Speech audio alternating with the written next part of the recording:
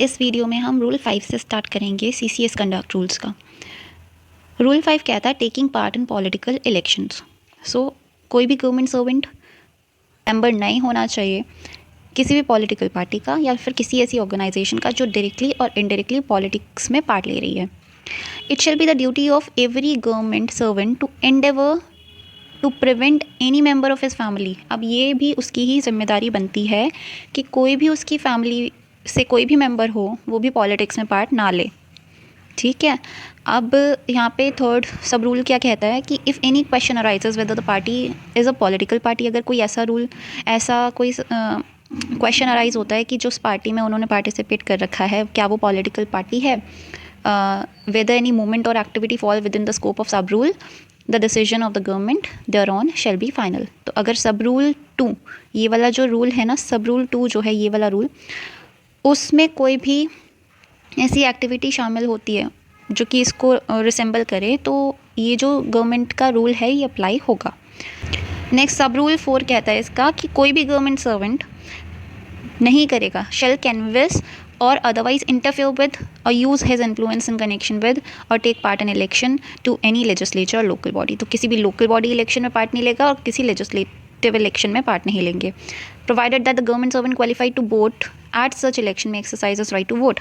Vote दे सकता है, इस तरीके का कोई इंडिकेशन नहीं दे सकता कि मैंने इस इंसान को वोट दिया है या फिर दूसरों को इन्फ्लुएंस कर सके किसी भी तरीके से कि आप लोग भी इस इंसान को वोट दो, ऐसा कोई काम नहीं करना है। रूल है हमारा रूल 7 जो कि डेमोन्स्ट्रेशन एंड स्ट्राइक से रिलेटेड है। कोई भी गवर्नमेंट सर्वेंट डेमोन्स्ट्रेशन में पार्ट नहीं ले सकता, पार्टिसिपेट नहीं कर सकता, ठीक है, और ना ही वो स्ट्राइक कर सकता है। मतलब काम को रोकने वाली जो भी चीज़ें हो रही हैं ना, अगर वो काम को रोकने की तरफ जा रहा है, किसी काम को डिले कर रहा है तो वो उसको अलाउड नहीं है, वो अगेंस्ट है इस रूल के। Connection with press or other media, no government servant shall except with the previous sanction of the government own wholly or in part or conduct or participate in editing or management of any newspaper। तो कोई भी government servant जब तक कि government का sanction ना मिल जाए तब तक ना तो वो किसी भी मीडिया का पार्ट हो सकता है और ना ही वो कंडक्ट कर सकता है एडिटिंग या management of any newspaper, periodicals, magazines, electronic media, कुछ भी ऐसा जिसकी वजह से वो एक मीडिया का हिस्सा बन जाए, नहीं कर सकता। नेक्स्ट आता है हमारा इसका सब रूल 2। रूल 8 बहुत इंपॉर्टेंट है, connection with press or media. इसमें सब रूल 2 है हमारा, nothing in sub rule 1 shall apply in case the government servant in the bona fide discharge of his official duty publishes a book or participate in public media. जब वो अपनी book publish करेगा अपनी official duties को follow करते हुए, अपनी official duties को डिस्चार्ज करते हुए अगर वो बुक लिखता है और वो पब्लिक मीडिया में उसको लॉन्च भी करता है, उस टाइम पे ये सारे रूल्स अप्लाई नहीं होंगे क्योंकि वो काम किसका कर रहा है, गवर्नमेंट की तरफ से कर रहा है, गवर्नमेंट का सैंक्शन है उस काम में इनडायरेक्टली। नेक्स्ट चीज़ आती है कि गवर्नमेंट सर्वेंट पब्लिशिंग अ बुक और participating in public media shall at all times make it clear that the views expressed by him are his own and not of the government। तो उसको जो भी government servant है उसको ये सुनिश्चित करना होगा कि जो भी पब्लिक मीडिया के सामने वो अपने व्यूज़ प्रेजेंट कर रहा है वो होली उसके व्यूज़ हैं, ना कि गवर्नमेंट के, गवर्नमेंट की तरफ से वो कुछ नहीं कहे। नेक्स्ट रूल आता है हमारा rule number 9, that is criticism of government. No government servant shall in any radio broadcast, telecast, through any electronic media, any document publishes in his or her name, चाहे वो एनोनिमसली हो, किसी भी तरीके से, किसी भी ज़रिए से, सूडोनिमसली भी, मतलब अपना नाम छुपा के कोई और नाम रख के अगर वो डॉक्यूमेंट या कोई चीज़ पब्लिश कर रहा है, or in any communication to the press or in public utterance, public से बात करते हुए भी कोई भी ऐसी स्टेटमेंट या फैक्ट नहीं बताना है, ओपिनियन नहीं बताना है जो कि एडवर्स क्रिटिसिज्म शो करे किसी भी गवर्नमेंट पे, चाहे वो स्टेट गवर्नमेंट हो चाहे वो सेंट्रल गवर्नमेंट हो।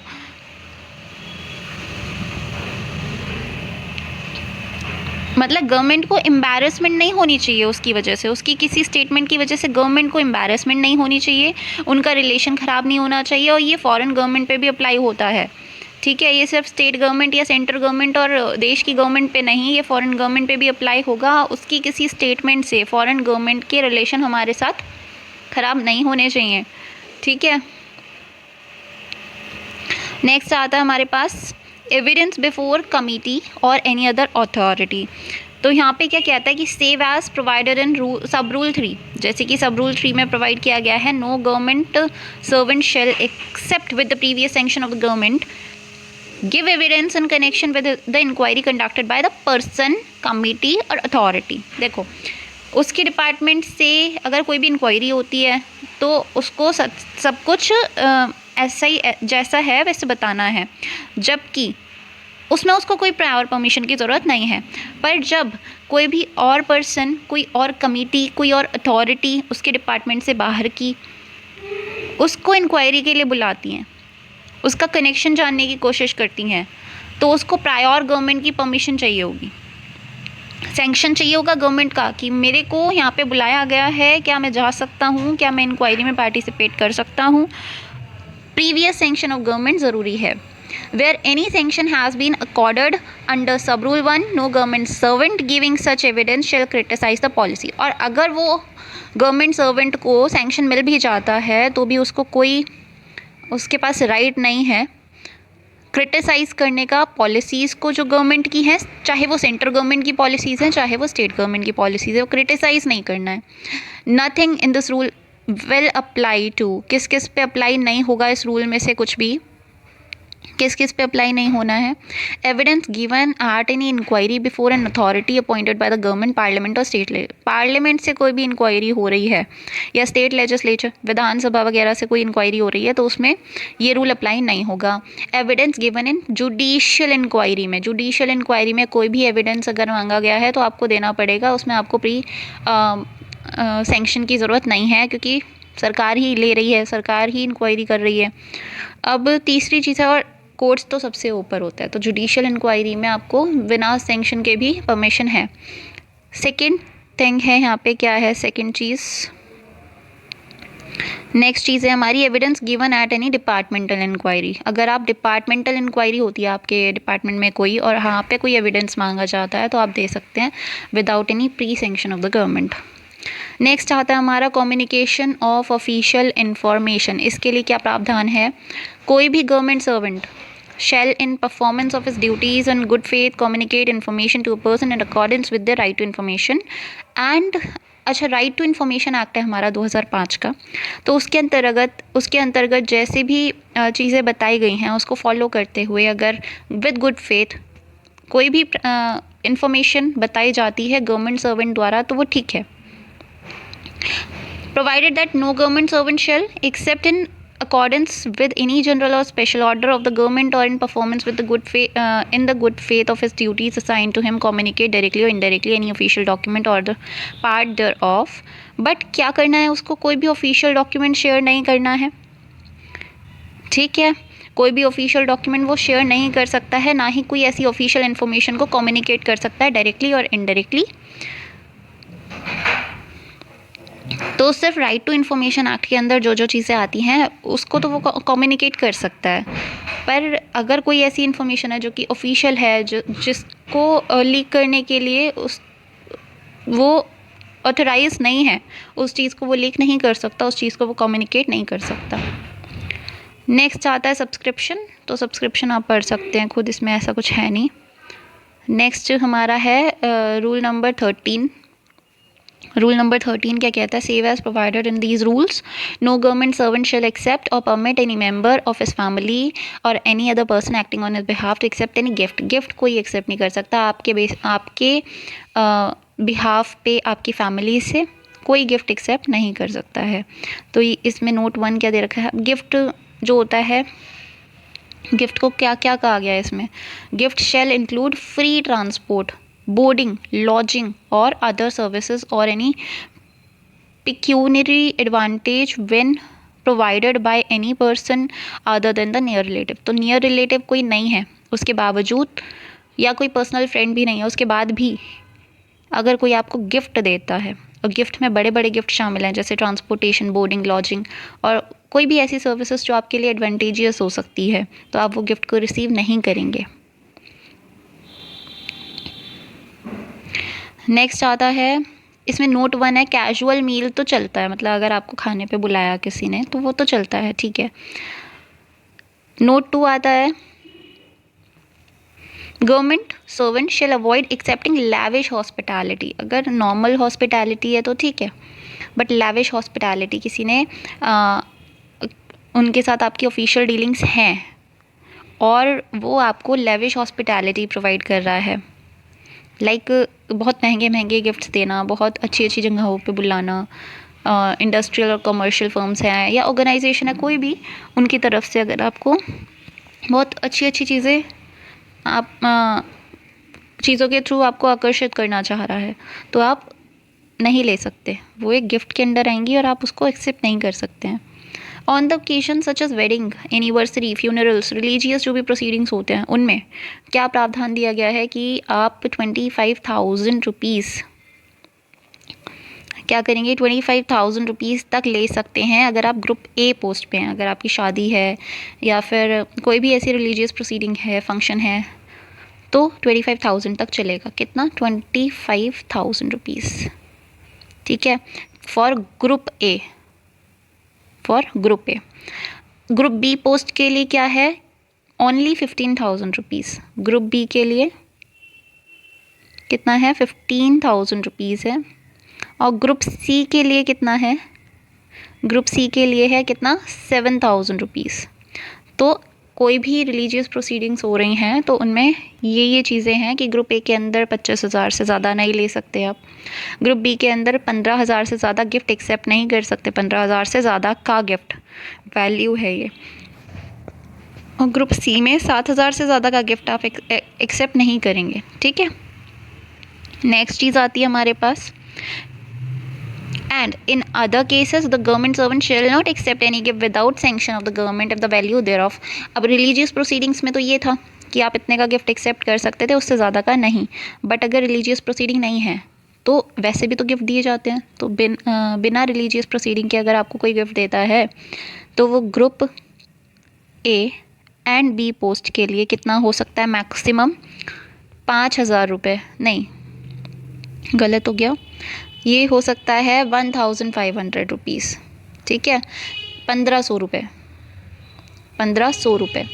और group C and D post के लिए कितना रहने वाला है? 500 रुपये। तो ग्रुप ए बी पोस्ट के लिए 1,500 और ग्रुप सी डी पोस्ट के लिए 500। इससे ज़्यादा का आपको गिफ्ट मिलने लगता है तो क्या करना है? आपको अपने सीनियर्स को बताना है कि हमें इतना ज़्यादा गिफ्ट मिल रहा है, ठीक है। Notwithstanding anything contain in sub rule 2 and rule 3, a government servant being a member of the Indian delegation or otherwise may receive retain gift from foreign dignitaries if the market value of the gift received on one occasion does not exceed 1,000 rupees। तो अगर foreign dignitaries से भी कोई gift आता है तो आप उसको एक्सेप्ट कर सकते हैं जब तक कि उसकी वैल्यू कितनी है? 1,000 रुपये है। In other cases the acceptance and retention of such gift shall be regulated by the instruction. और अगर इससे ज़्यादा का होता है तो गवर्नमेंट आपको इंस्ट्रक्शन देगी कि आपको क्या करना है, ठीक है। आपको गवर्नमेंट को इत्तला करना होगा। Government shall not accept any gift from government servant shall not accept any gift from any foreign firm which is either contracting with the government of India or is one with the government servant has or is likely to have official dealing। Acceptance of gift of government servant from any firm shall be subject to the provision of sub rule 3।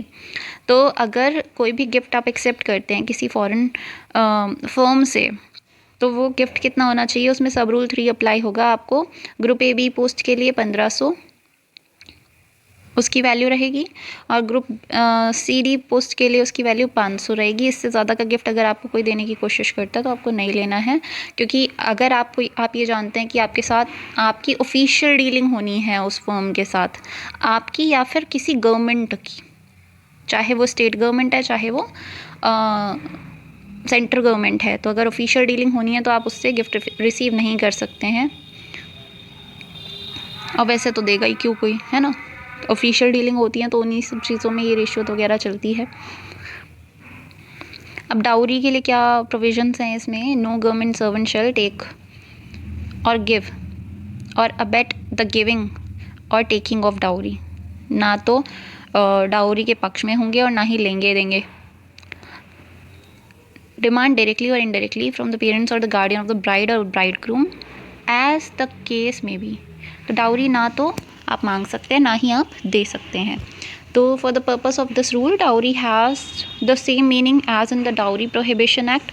अब explanation अगर dowry ना समझ आ रहा हो तो dowry prohibition act जो है 1961 का, उसको देख लें, समझ आ जाएगा, है ना। डाउरी से तो हम सब समझते ही हैं दहेज है, और दहेज लेना और देना दोनों ही अपराध है। Public demonstration in honour of government servants. No government servant shall accept with the previous sanction. यही चीज़ कही है कि जब तक प्रीवियस सेंक्शन ना हो गवर्नमेंट का, जब तक गवर्नमेंट पहले से मंजूरी ना दे दे, कोई भी कॉम्प्लीमेंट्री और वैलिडिक्टरी एड्रेस और एक्सेप्ट एनी टेस्टिमोनियल और अटेंड एनी मीटिंग, कोई भी मीटिंग और entertainment held in honour of the government servant. तो आपके ऑनर में कोई भी मीटिंग हो रही है, कोई आपके ऑनर में कोई भी अगर कोई प्रोग्राम रखवा रहा है, तो आपको बिना गवर्नमेंट को बताए, बिना गवर्नमेंट के सैंक्शन के वो अटेंड नहीं करना है। इसमें एक्सेप्शन क्या है कि अगर आपका फेयरवेल है, अब आपका या आपके साथी संगी का किसी का फेयरवेल है, तो ये चीज़ अप्लाई नहीं होती है, क्योंकि फेयरवेल एक नॉर्मल सी चीज़ है जो कि हो सकती है। उसमें ऐसा कुछ नहीं है कि आपके ऑनर में कुछ बहुत बड़ा सा किया जा रहा है फॉर पर्सनल गेन। वो आपका फेयरवेल सेलिब्रेट करना is okay, but the acceptance of simple and inexpensive entertainment arrangements by public bodies. अगर पब्लिक बॉडी आपके एंटरटेनमेंट के लिए कुछ इनएक्सपेंसिव छोटा मोटा सा कुछ कर देती है तो वो भी आप एक्सेप्ट कर सकते हैं। बट कोई बड़ा एकदम ऑनर देने के लिए अगर गवर्नमेंट सर्वेंट को कुछ फंक्शन ऑर्गेनाइज़ किया जा रहा है तो वो नहीं एक्सेप्ट करना है, वहाँ पे नहीं जाना है बिना गवर्नमेंट की परमिशन के, बिना सैंक्शन के। सो इस वीडियो में हम 14th रूल तक आ चुके हैं। आगे के रूल्स जो भी होंगे हम नेक्स्ट वीडियो में कवर करने की कोशिश करेंगे। यहाँ तक आई होप समझ आया होगा। बहुत ज़्यादा डिटेल्स में मैंने नहीं समझाया है, क्योंकि ये सब चीज़ें हमारी नॉर्मल होती हैं, हम कंसिडर कर सकते हैं, हमें समझ में आती हैं। So that's all for today. Have a good day.